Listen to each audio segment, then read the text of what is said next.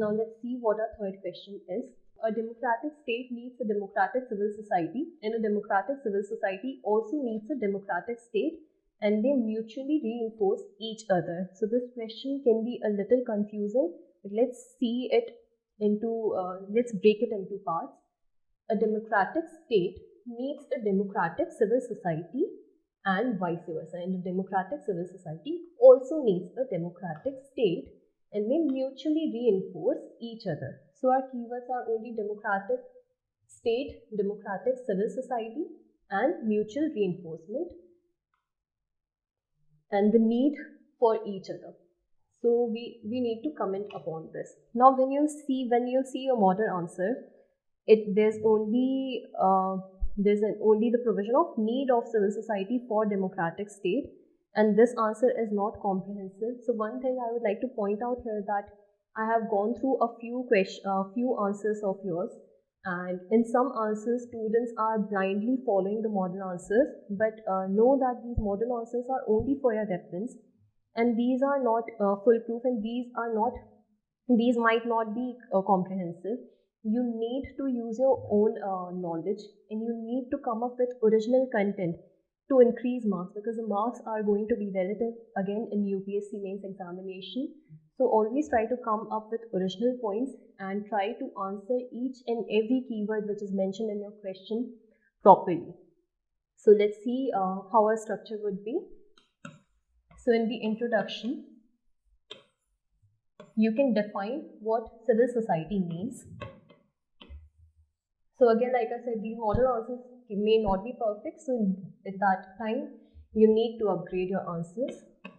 So there's no definition mentioned in the model answer, but you can write down here that civil society is a wide array of organizations and associations existing outside the state and the market system. And after that, you can mention, you have to write the definition, and then you can mention examples like NGOs, charitable organizations, labor unions, etc.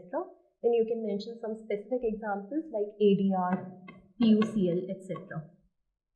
So this is going to be your intro. After that, let's come to the body part.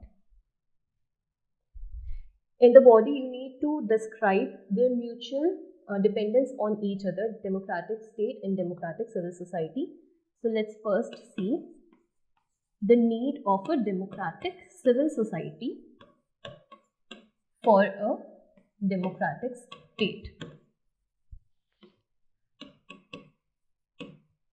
So this is our main heading, and under this you can give separate headings, like it helps ensure efficiency and accountability, and it also helps tackle the issue of corruption. Herein you can mention, you are going to describe this particular point, and after this, to add value to your answer, you can also mention that policy analysis by ADR, how has it reformed our electoral processes. So this is going to be your overall structure for body.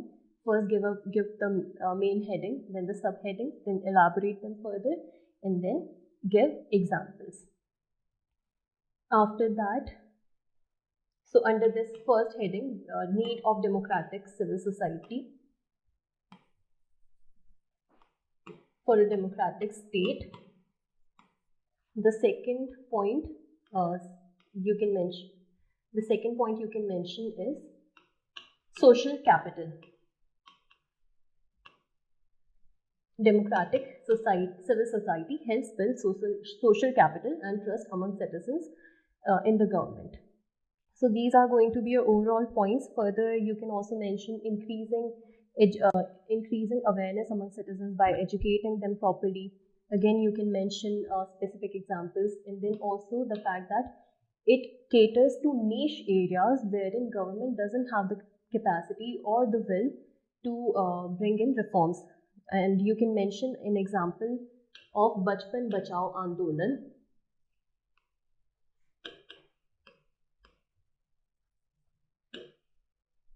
Bachpan Bachao Andolan, which helps tackle the issue of trafficking.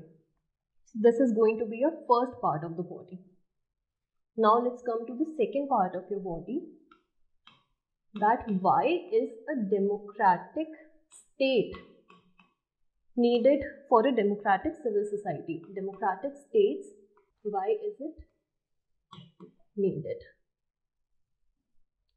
for a democratic civil society?